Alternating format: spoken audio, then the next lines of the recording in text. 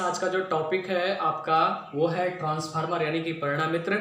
और आज इसके बारे में जो अंदर की बातें जानेंगे कि क्लासिफिकेशन ऑफ द ट्रांसफार्मर, यानी आपका ट्रांसफार्मर का वर्गीकरण, ट्रांसफार्मर कितने प्रकार का होता है, इनके बारे में आज जानेंगे। देखिए, ट्रांसफार्मर को अलग अलग रूप में इसको बनाया गया है और उसकी उपयोगिता के अनुसार बनाया गया है। जहां जहां जिस प्रकार से उसमें उपयोग लाना पड़ता है ट्रांसफार्मर को, उसके आधार पर ट्रांसफार्मर का उपयोग किया जाता है। तो देखिए, इसमें है, यदि बेसिकली देखा जाए ट्रांसफार्मर, तो एक है आउटपुट वोल्टता के आधार पर।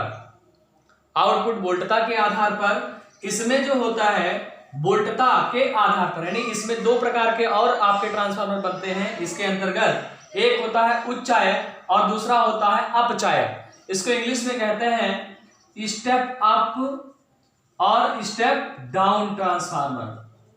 तो स्टेप अप और स्टेप डाउन क्या होता है, इसमें वोल्टेज के मान को, क्योंकि वोल्टता के आधार पर की बात की जा रही है, इस नाते वोल्टेज के मान को स्टेप अप यानी बढ़ाने का काम और उसके मान को घटाने का काम किया जाता है।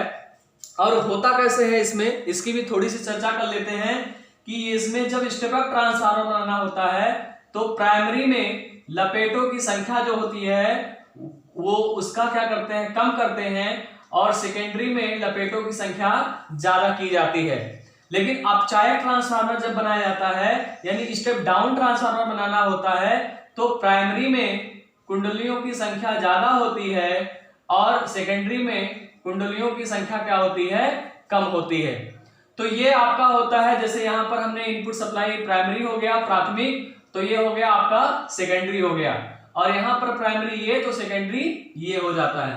तो सबसे पहले बात आती है आउटपुट वोल्टता के आधार पर उच्चायक और अपचायक ट्रांसफार्मर। फिर आता है कोर के आधार पर। कोर के आधार पर क्या हो गया, कोर की संरचना के आधार पर उसमें क्या होता है, ई टाइप के बनाए जाते हैं कोर, आपके आई प्रकार का होता है, फिर यू आकार का आपका कोर होता है, फिर आपका यल होता है, जे होता है, सी होता है। ऐसे कई प्रकार से कोर की संरचना के आधार पर ट्रांसफार्मर बनाया जाता है।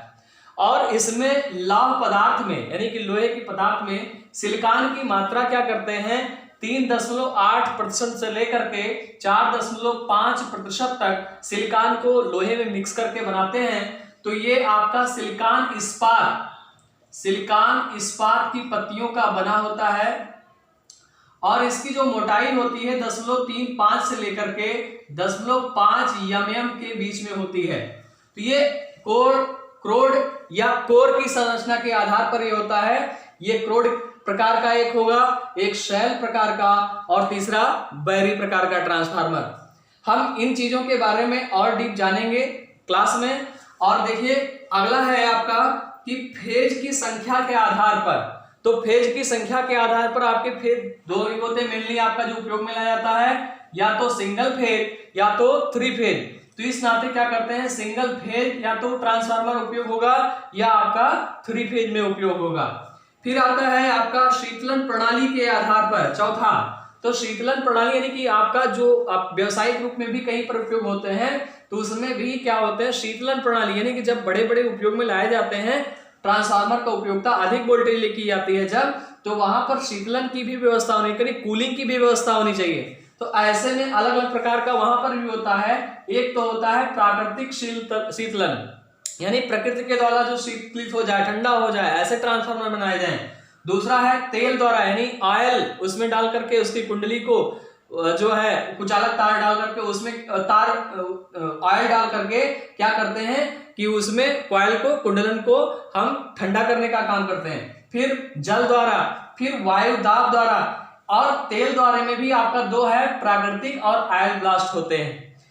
फिर आता है आपका आउटपुट क्षमता के आधार पर। आउटपुट क्षमता के आधार पर जो ट्रांसफार्मर होते हैं वो आपके दो होते हैं। एक होता है आपका ऑटो ट्रांसफार्मर और दूसरा होता है इंस्ट्रूमेंट ट्रांसफार्मर। आउटपुट क्षमता के आधार पर ऑटो ट्रांसफार्मर। वैसे आप जानते हो कि ट्रांसफार्मर अन्योन्य प्रेरण के सिद्धांत पर कार्य करता है, यानी कि म्यूचुअल इंडक्शन पर कार्य करता है। लेकिन एक ऐसा यही ट्रांसफार्मर है ऑटो ट्रांसफार्मर जो सेल्फ इंडक्शन पर कार्य करता है। सेल्फ इंडक्शन पर कार्य करता है, स्वप्रेरण पर कार्य करता है। कई बार फंसाने के लिए क्वेश्चन भी देता है एग्जाम में कि स्वप्रेरण पर ऑटो ट्रांसफार्मर किस सिद्धांत पर कार्य करता है, तो स्वप्रेरण के सिद्धांत पर कार्य करता है। इंस्ट्रूमेंट ट्रांसफार्मर की बात की जाए तो इसमें दो प्रकार के ट्रांसफार्मर आते हैं, एक सीटी यानी करंट ट्रांसफार्मर और दूसरा होता है पीटी यानी पोटेंशियल ट्रांसफार्मर। फिर आपका छठवां आता है व्यापारिक आधार पर, व्यापार के आपके होते हैं, इसमें भी आपके दो प्रकार के, एक है पावर ट्रांसफार्मर और दूसरा है डिस्ट्रीब्यूशन आपके ट्रांसफार्मर जो उपयोग में लाए जाते हैं। यानी वितरण आपका डिस्ट्रीब्यूशन यानी वितरण है, जो आपके आसपास देखते हैं वितरण करने के लिए उपयोग में लाया जाता है सब स्टेशनों पर, वे आपके होते हैं। फिर स्थापना स्थल के आधार पर, स्थापना स्थल के आधार पर एक होता है इंडोर, जो आपका किसी एरिया में किसी मकान के अंदर का कैसे रख करके इंडोर में रख करके उसको रखा जाए वो इंडोर, और दूसरा होता है आउटडोर। तो इस तरीके से क्लासिफिकेशन ऑफ ट्रांसफार्मर अलग अलग रूप में आपके ट्रांसफार्मर इनके यूजेस के अनुसार, इनकी उपयोगिता के अनुसार अलग अलग रूपों में बांटा गया है, बनाया गया है। तो इनको समझिएगा, इनको समझ करके इससे रिलेटिव और भी पूछे, इसके अंदर की बातें हम डीप अगली क्लास में आपको बताएंगे। ठीक है, धन्यवाद।